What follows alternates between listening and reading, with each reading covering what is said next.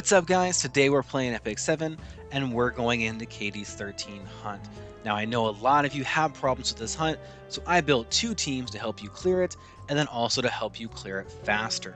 This is going to be mostly free to play video and it's not going to include a one shot, but the fastest team clears it in about a minute and a half, which is still really great to either play on background battle or on hunt buff day. If you want to one-shot this boss, I'll put a link in the description for a different video and you can go and check that out. But today, we're going to look at the boss, we're going to look at what heroes you need to build and what kind of gear it takes to be able to break into this hunt and farm it, which is really going to take you to that next level.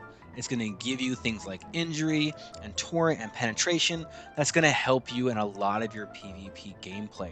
So let's go in, let's see what it takes and the kind of heroes that you're going to build. Now the very first thing we're looking at today is the boss and exactly what he's going to do so that we can build a team around it. Now for his passive abilities, he's always going to be dual attacking, which is a very important thing to note because it's going to do a lot of damage, but also because we can mitigate against some dual attacks, and we're going to see what kind of heroes we can bring in to do that. The next thing is that we have this thing called Demon Armor. You cannot debuff him with more than 3 debuffs. Once he gets that 4th debuff, then he's going to completely cleanse, give himself attack, give himself defense. He's also going to take half as much damage from things like Daydream Joker and skills that do damage based on the target's HP. So also good to note, Daydream Joker is still the best thing to take into this fight, so I still recommend it, but you won't do as much damage as you do in other hunts or Abyss or things like that because he has this skill. Make sure that among all of your heroes, you're not bringing in 4 unique debuffs, and that's very important to note.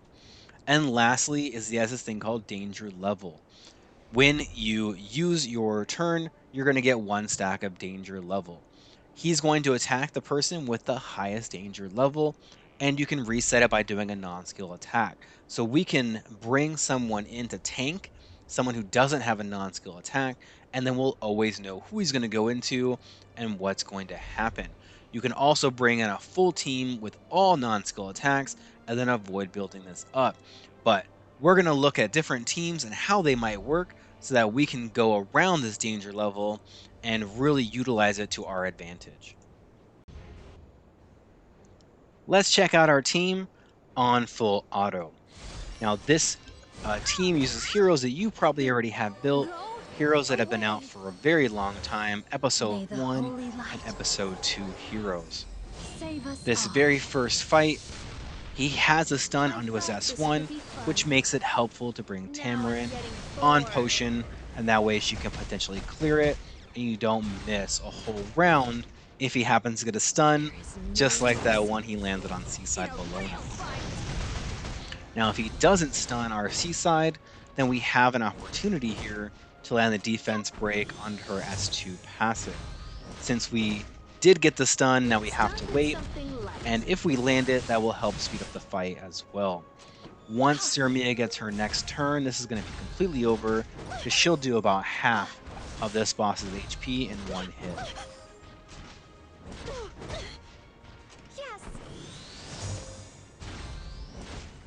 We're seeing all the dual attacks. Rowana is so amazing here to be able to really keep us topped off and keep us cycling forward with all the CR boosts. But this one's over, so we're getting on to the main event.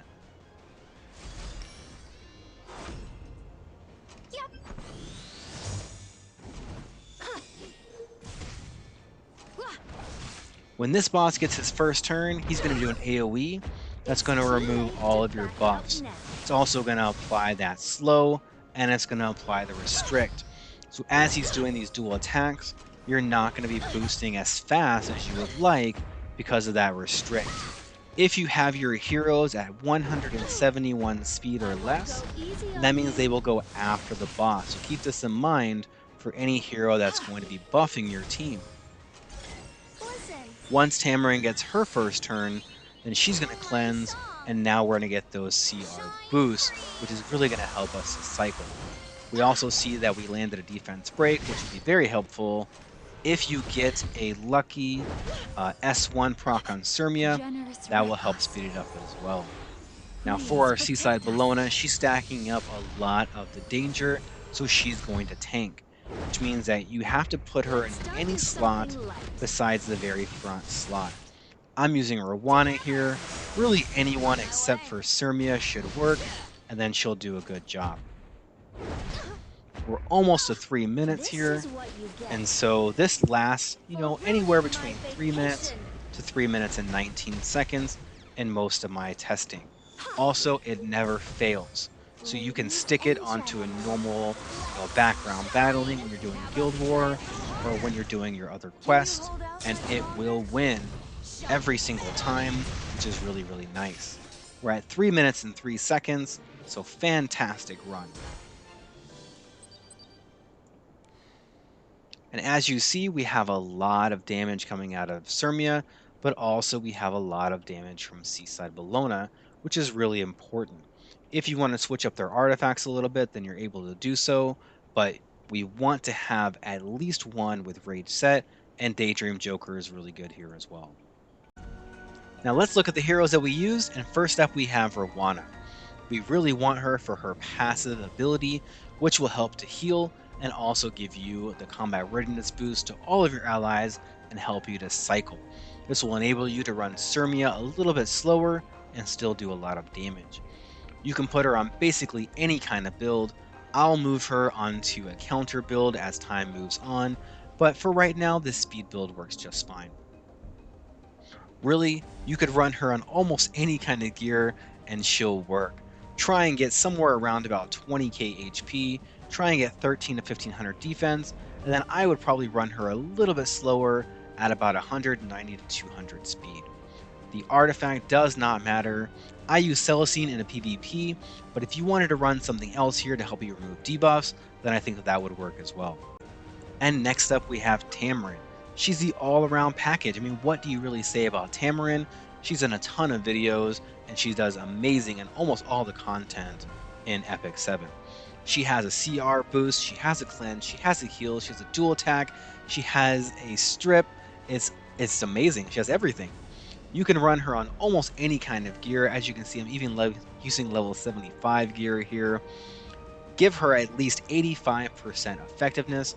That way she can remove buffs on the boss for different kinds of content you can use. If you can put her at 150 effect resist, I think that she works fine there.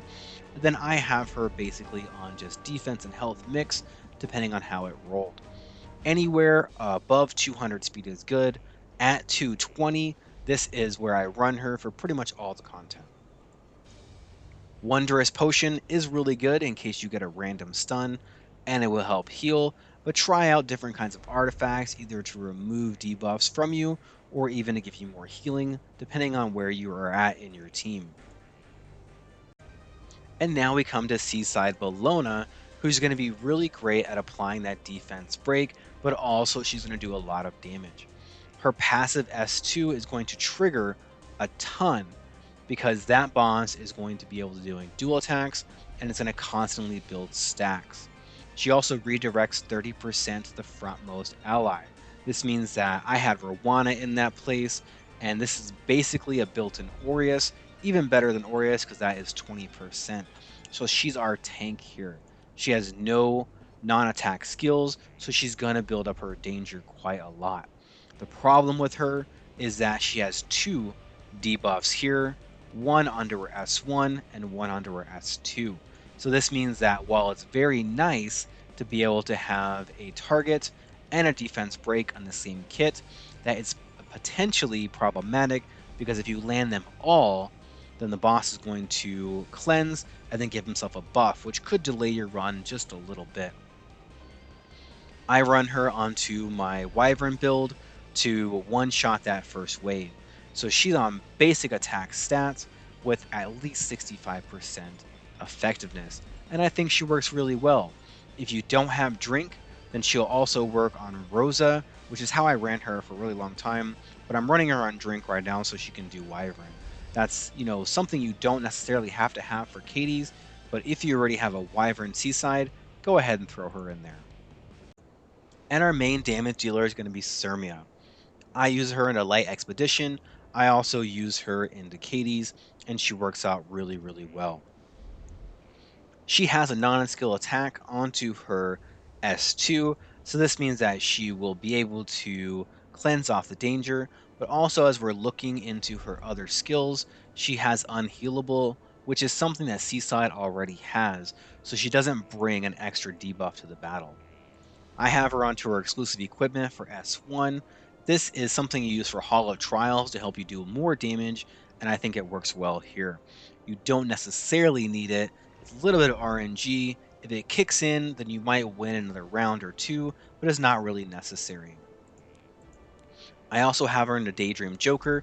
I tried this on different kinds of builds, and it was about the same. If you're running Daydream Joker, just go ahead and keep her on it. If not, whatever artifact you usually run, I think works here as well. Try and pull her up to about 5,000 attack.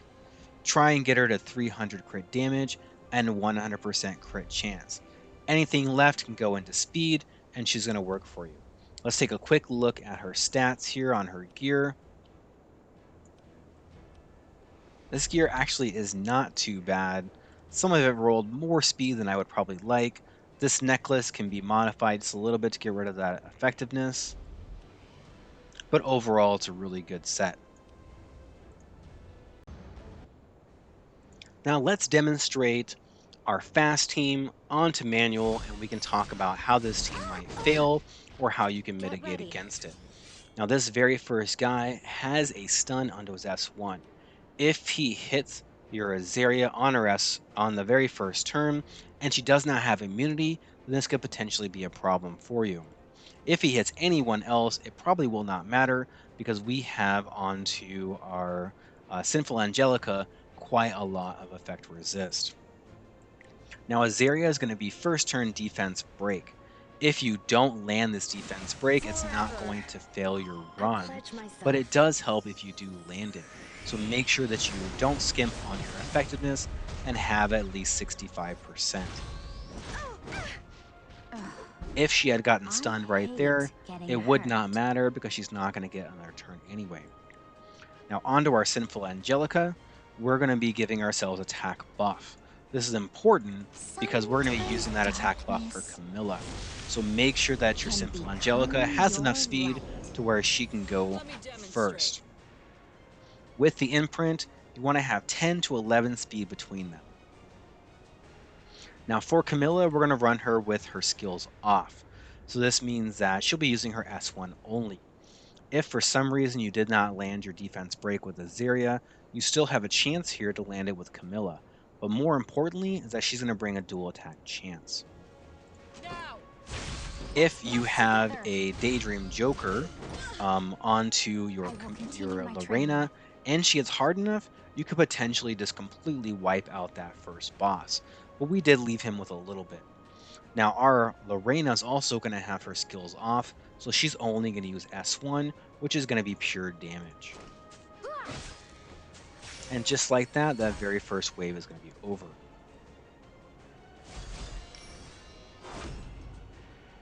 On my word. Now, one important thing here is that this boss is going to dispel all buffs from the enemies when he uses S3.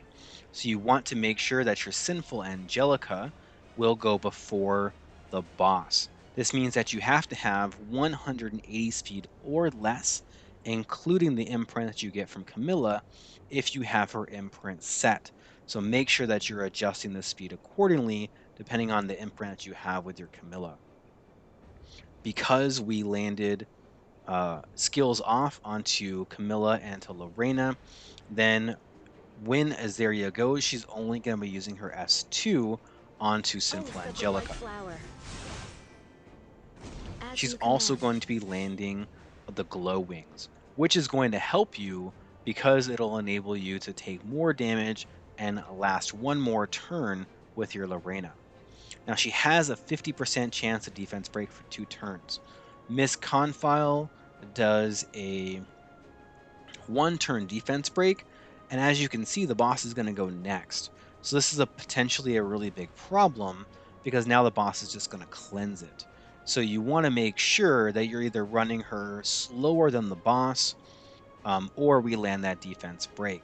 It will be less RNG if you run her at 180 speed, run your Sinful Angelica at 170, run your Camilla at 160, and then run your Lorena at 150 or less. This will make sure that you don't have this RNG here and that you're able to land your glow wings after the main attack.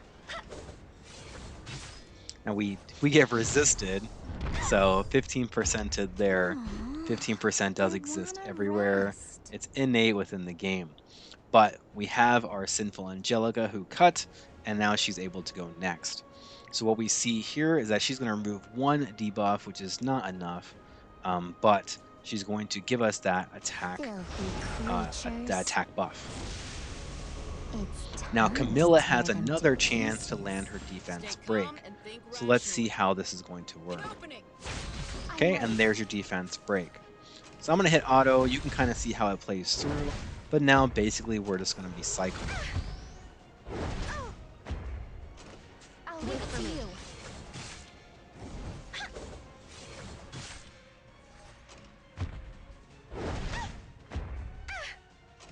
In full bloom, the sword of flowers. Now for this team to work at the speeds that I have them at, you must land one of your defense breaks, Help. either with your Let's Azaria fight first together. turn or your Camilla first turn. If you run them at a lower amount of speed, then you don't have to worry about that. And we can see so much damage coming out of Arena, but now let's see it on full auto and see exactly how that's going to work.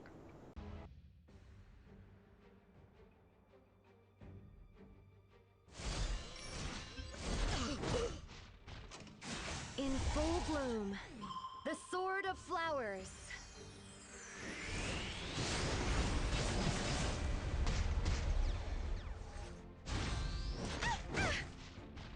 Filthy creatures. It's time to tear them to pieces. An opening. Let's fight together.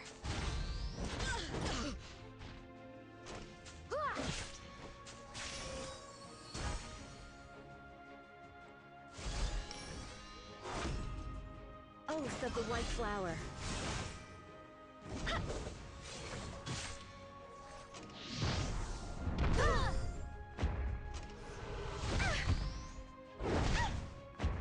I will lend you the power to take another's life. Now. I'm ready.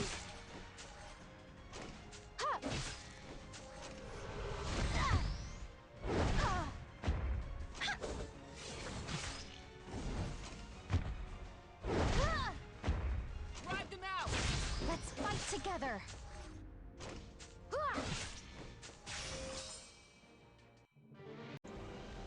And now let's look at the heroes that we use to make up this team. And first we have Sinful Angelica. What she needs is to have 200% effect resist. That way she doesn't get stripped, she doesn't get messed up, and that she's able to do her S3 on the first turn of the boss. We also want her to be less than 180 speed with the Camilla imprint. Now, if you do a concentrated imprint on Camilla, then just make sure that she has less than 180. But if you have the Camilla imprint turned on, then you have to add it together with this to make sure that she is slow enough that she is able to go after the boss. Her exclusive equipment is super garbage. I hate it. They gave you speed, which we don't want for this, and all of these are pretty awful. So I didn't even run one on this. In fact, I don't even own one. I didn't even have an artifact. Feel free to use different kinds of artifacts depending on what you are looking for. You can get more damage by running artifacts that increase your hero's attack.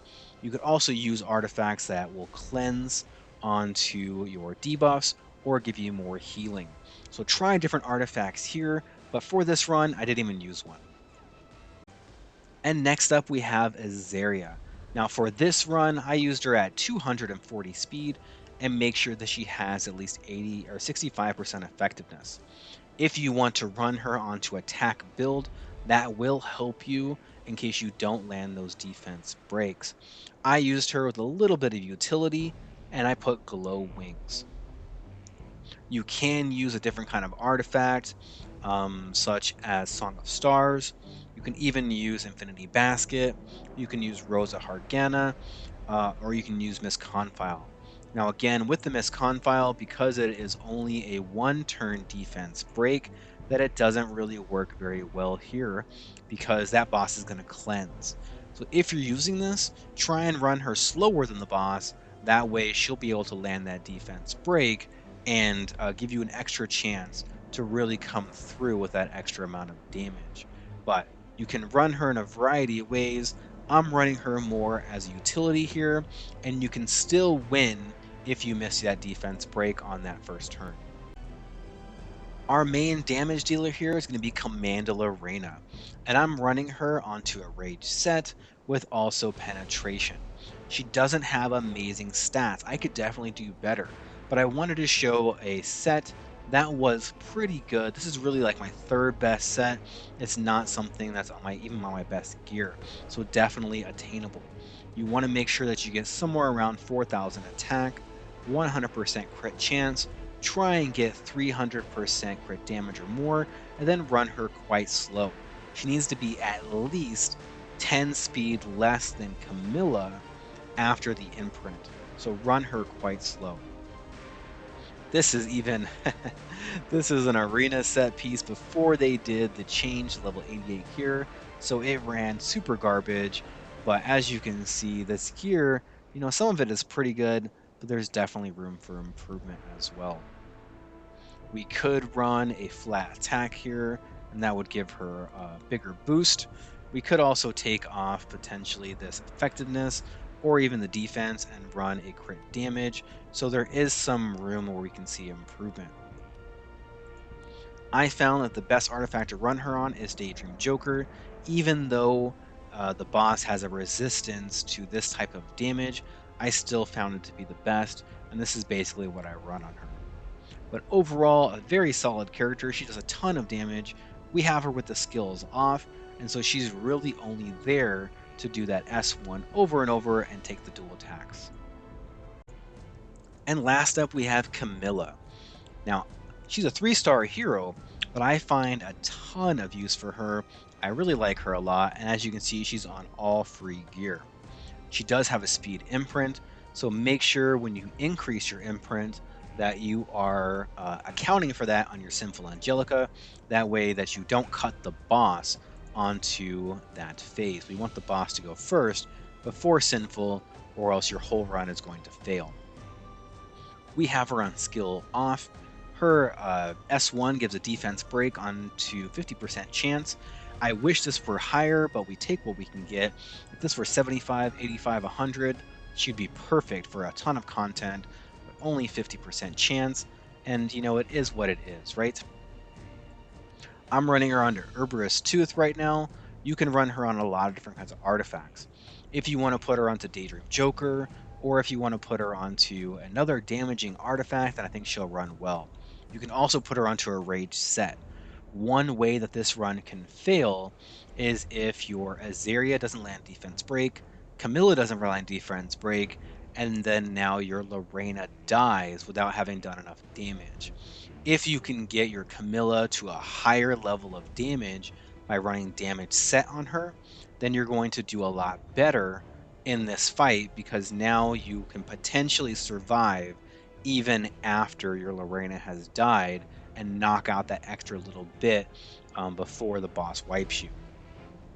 You want to have 65% effectiveness, go with all damage stats, and then speed tune to be 11 speed less than your Sinful Angelica, including the imprint. When you have this type of imprint, she doesn't give it to herself. She only gives it to her allies. So you don't have to count this 5 into her speed. You only count this into her ally speed.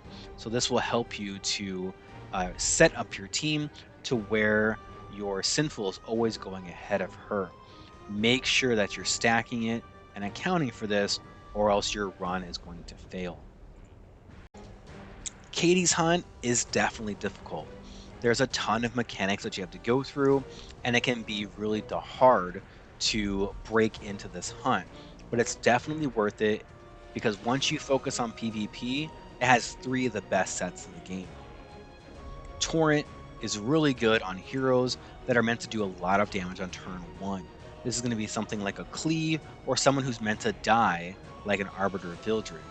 It's going to give you more damage while sacrificing your HP.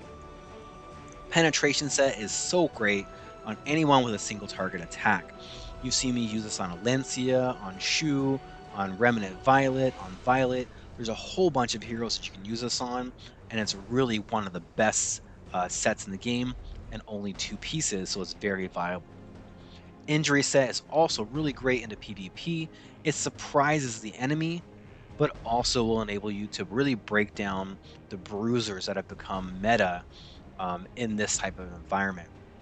So while you're farming for penetration and torrent, definitely consider the injury sets that roll really well, because this can be a great alternative as you're looking for different ways to beat different teams.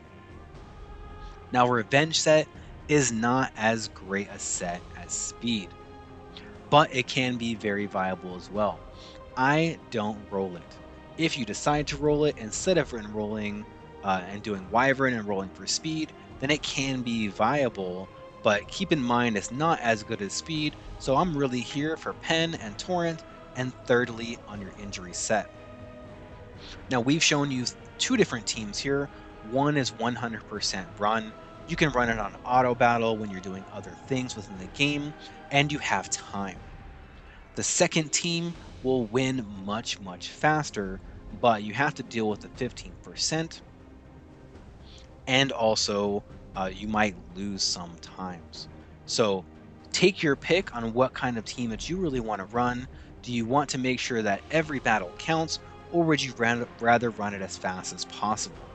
When I run my teams, I typically get somewhere between 25 to 27 wins out of 30, which is really fantastic. But it can go up and down depending on if you land that defense break and if you're able to do enough damage to clear this boss. I'm going to work on my Camilla in the future, and I think that this is really going to improve my percentage of beating this type of hunt. Thank you guys so much for watching. Give me a like if you enjoy this video so other people just like you can find it as well. Until next time, happy hunting and good luck on your battles.